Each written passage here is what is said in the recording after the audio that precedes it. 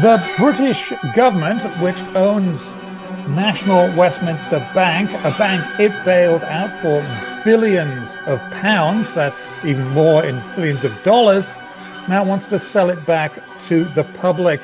And if you're confused, you're not alone. I am too. Welcome to Constable Confidential. I'm Simon Constable. Joining us now is eminent journalist Ian Fraser. He's also the author of Shredded: Inside RBS, Royal Bank of Scotland, the bank that broke Britain. Now, if you're confused, that's because NatWest was what was RBS, Royal Bank of Scotland, and they changed the name. It doesn't mean the malfeasance that happened there is gone. It just means the name has changed. Ian's going to explain this complicated stuff to us. Thank you for joining us, Ian.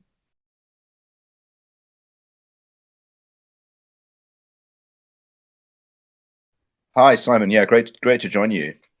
Let us learn from you what's going on here. My understanding is that taxpayers in Britain rescued what is now NatWest for billions and billions of pounds. And now the government is planning on selling it back to us for even more billions of our pounds that we have in our pocket. I thought we paid for it once. What's going on? Okay, well, Gordon Brown and Alistair Darling, who were then the Prime Minister and Chancellor in October 2008, decided that because RBS was collapsing for a variety of reasons, which I won't necessarily go into, they had to rescue it. Otherwise, there'd be blood on the streets and anarchy in the UK, to lift the Sex Pistols song title. And they therefore lavished an initial 1.3 trillion pounds sterling to save. Which, by the way, is more than 1/3 of the size of the British economy now. Just to give you an idea of how big that is, that's a huge amount. And Britain is a relatively rich country. Obviously, it's not as rich as America, but 1.3 trillion pounds. The UK economy is about $3 trillion. So that's, well in excess of a third. That's a staggering amount. That was an initial outlay when much of that was returned. Was eventually returned to, in various different ways to the government and to the Bank of England. But what happened was that as part of that rescue package, they put in 45.5 billion pounds into buying preference shares. And just to explain to everyone, a preference share is really a loan that might be a little more risky than a regular loan. I think I'm right in saying that. Yes, I think that's broadly correct. And although it's unclear because they must have also bought ordinary shares, but in the end, the injection into direct capital injection, which was made by taxpayers, was 45.5 billion pounds, and that was in a series of rolling bailouts that occurred between October 2008 and November 2009 in their desperate attempt to stabilize this institution. So now what we've had, they therefore ended up owning 83% of the equity in the Royal Bank of Scotland Group PLC, which in 2020 was renamed to National Westminster Bank, which was an English bank. It's complicated because they actually acquired a bigger bank back in 2000, the Scottish Bank, Royal Bank of Scotland, which is a very old bank dating back to 1727. Had been, reasonably successful and did acquire a much larger English bank in 2000 called National Westminster Bank, or NatWest. But instead of taking its name at that stage, they continued to call the group RBS Group PLC. And NatWest was just an operating subsidiary, which was their retail brand in the UK market. But then, because their own brand became so badly tainted, a woman called Alison Rose, who was chief executive until quite recently, she decided to, in a bid to kind of, in a sort of acceptance that they'd failed to turn Royal Bank of Scotland and its reputation around, chose to use the English bank's name as the group name. So they renamed the group NatWest Group PLC in July 2020. But now what's happening? There was a rolling series, another rolling series of institutional share offers where institutional investors were allowed to buy shares, given the opportunity to buy shares in what was RBS and what became NatWest, in over various stages. I think starting in 2015, and they were dribbling them out so as not to put too many shares into the market at once, which they feared would, make the share price fall. So they dribbled out shares to institutions in various stages between 2015 and today. And the latest ploy is to emulate something which happened in the late 80s, which was called the Tell Sid campaign, when the UK government of Mrs. Thatcher privatized many of the state-owned companies or state-owned businesses, including British Gas, which is now called Centrica. And it was done in a very sort of populist way, trying to persuade the ordinary man in the street that, it would be in their interest to buy shares in a privatization. And these were all done by a PR firm called Dew Rogerson. And obviously a lot of investment banks made a lot of money out of these reprivatizations, or these privatizations that occurred in the late 80s and early 90s. I should explain to folks that after World War II was over, a lot of companies that were large were made public. They became wards of the state, if you like, yes. Under the Labour government and generally more left-leaning governments than we have now. Now, that was an ideological decision based on the leaning of the ruling parties. But this case with NatWest, it could have been let to go bankrupt. And I know there were lots of scaremongering, but I think the scaremongering was coming from bankers. So they're saying, if you don't bail us out, then there'll be blood in the streets. Maybe, well, maybe not too. Why don't we try it and find out? Yeah. Well, the US tried it with Lehman Brothers, and, it didn't create blood in the streets, but it did precipitate a wider crisis. But yeah, in any case, we were obviously given no choice in October 2008 as taxpayers. It was done without our consent, without consulting us, or without even a debate in Parliament. It was just seen by the Labour government of that time that's the right thing to do, that we had to rescue this bank. And there were other ones involved too, like HBOS and Lloyd's, which were also rescued in a similar sort of way. But yeah, now we're being, as you say, being offered the chance to buy a bank that we technically already own. Although, yeah, it's complicated again, because I think the share owned by the taxpayer has reduced to around about 36%. I should have checked that, but it has fallen from 83, which was the maximum percentage that the taxpayers owned in this troubled banking group, down to roughly around 35-36% today. So already more than 65% is owned by institutional investors again.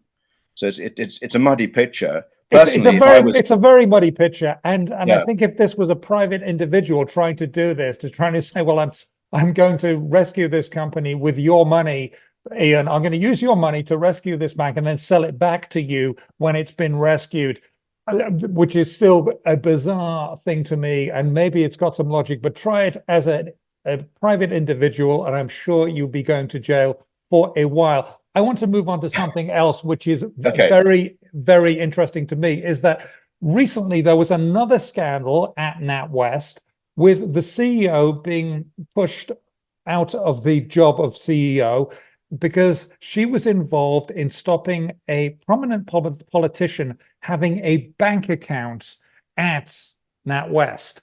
That was a bit of a scandal. So is there a culture of horribleness, of vice or something going on inside NatWest that has survived through the crisis, through the next 10 years, through the name change and everything? What are your thoughts on that? You know more about NatWest Group than anyone I know, and probably anyone on the world. Well, the toxic culture which prevailed under Fred Goodwin, who was the chief executive that led it to its collapse, has sadly prevailed. There are lots and lots of signs of this in terms of just minor things like complaints handling, the way that SMEs were treated by the bank That's in the aftermath. small and medium-sized enterprises. So they're Yes, the lifeblood of the British economy. yes, the way that thousands and thousands, if not hundreds of thousands of small and medium-sized enterprises were maltreated, mistreated, abused, ransacked, and in some cases pillaged, and in some cases destroyed by RBS NatWest in the aftermath of the crisis, which mainly happened under a man called Stephen Hester between 2009 and 2014, is indicative of seriously sick culture inside that institution. And things that happened after that, including their attempts to suppress independent reports into their own behavior, suggest that the bank, it has not I say under Fred Goodwin the bank lost its moral compass, but under the successive chief executives who've taken over since he was kicked out in October 2008, they haven't even bothered to find it again, if there ever was one. So I think it's an ongoing, enduring problem inside the bank, and it probably happens, at other banks too. But RBS just seems to be a particularly bad example.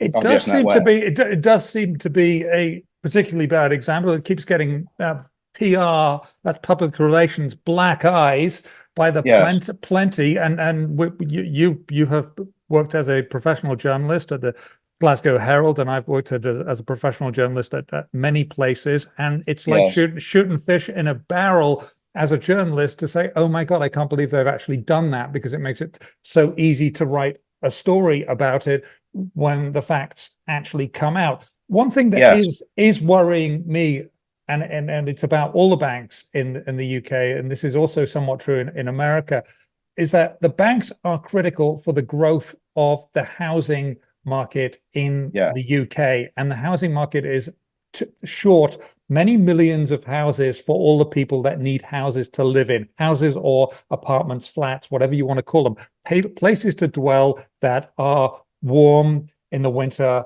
cool in the summer, and dry at all times, and not dangerous.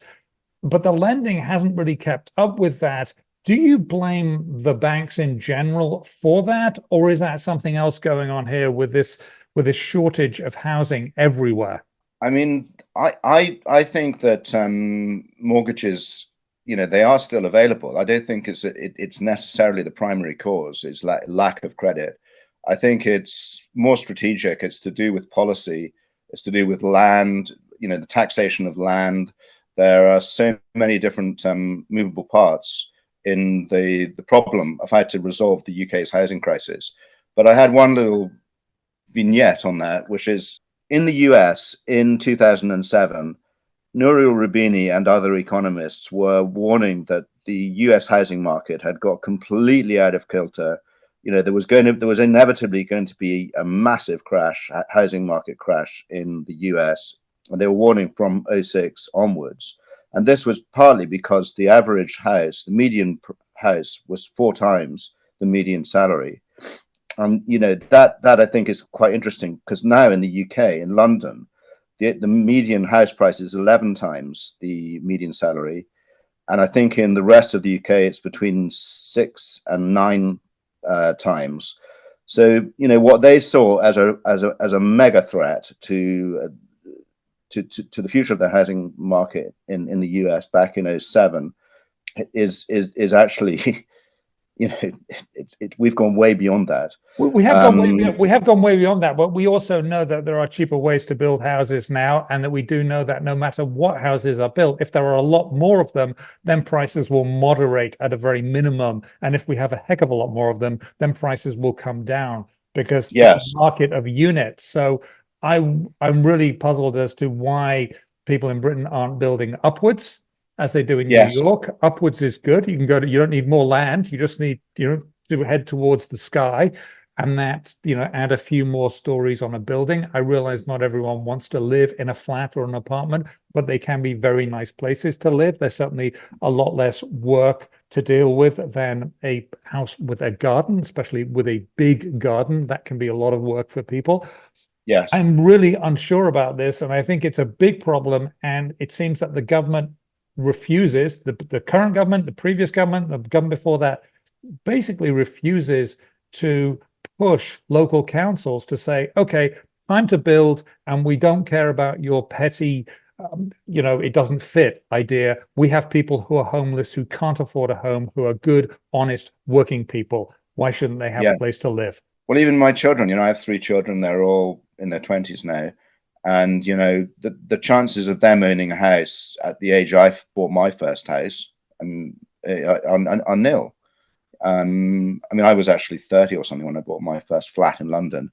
But with the current house prices and, their salaries, I just don't think there's any chance they're going to be able to do that. So it's a real problem for society, and it's something which needs to be urgently addressed. And I don't think any government, let alone any devolved government or central government in the UK, seems to have any, sensible plans. To some extent, I think too many governments are in hock to the existing house builders who are pretty unimaginative in what they want to do, which is basically build lots of quite small houses, but all semi-detached or detached, which is that's not the way to do it. I would certainly say that is not the way to do it. I know that verged away from what's going on in NatWest and everywhere else. Now, you live in Scotland. How is the economy there for you right now? We've got about three minutes to go.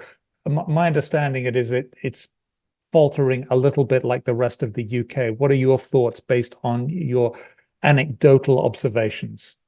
I mean, personally, I don't feel it's that bad.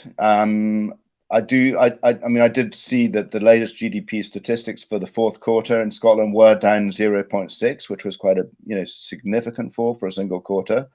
That barely got reported, by the way, which I think is an indictment of the Scottish media. That if that had happened in London, it would have been covered everywhere. But here, it only got picked up by about two or three papers. Yeah, I mean, it's certainly not great, and people. As far as I'm concerned, as personally, I'm coping all right. As a journalist and with various other jobs that I do, I managed to keep my head above water.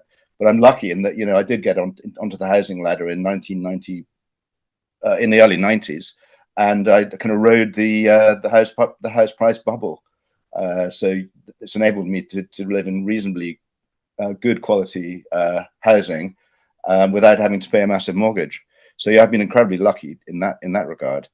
But oh gosh, about the economy, I mean, it's not great, and the councils are struggling. There's cuts being made to a lot of public services. You do see potholes in the road, in certain roads. You see some rail services being reduced. And hang on, the potholes are in the capital city of Scotland. This is and in the centre of the capital city of Scotland, which is meant to be the crown jewel of the entire country. Am I wrong by saying that? Well, the worst. I mean, I live outside Edinburgh, and the worst ones I see are actually in some of the rural roads, the kind of less used rural roads.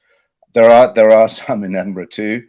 I mean, Edinburgh, I suppose, has got some interesting things going on in it. Like it's got this new shopping mall at the east end of Princes Street called the St. James's Quarter. That seems to be doing all right. But I think that's had the knock-on effect of actually making a lot of premises on the main shopping street, which is called Princes Street, and become empty. And actually, that is a really bad sign, I think, walking along what should be the premier shopping street in Scotland, Princes Street, which, by the way, only has one side of shops, because the other side is a garden. And you see probably at least 20% of the shops are vacant, and you see homeless people living, camping outside the hoardings of the boarded up shops. So that is, if there is one sign that worries me about Scotland's economy at the moment, it's probably that. And to explain to people who aren't familiar with Edinburgh and Princes Street, that's the equivalent of Oxford Street in London, which is a big retail shopping street with both sides of the road with a lot of shops, or Fifth Avenue in New York, where there are a lot of shops to go buy clothing and other things there. So this is a big deal. I would recommend anyone with any interest about what's going on in the UK economy look at Ian's fantastic book, Ian Fraser's book, Shredded: Inside RBS, the bank that broke Britain. And remember the fact that the company has now changed its name to NatWest, just to, well, maybe to confuse people. Who knows? I don't know what's inside other people's heads. It certainly confused me changing there. Thank you very much, Ian Fraser, journalist extraordinaire. This is Constable Confidential. I'm Simon Constable, and that's it.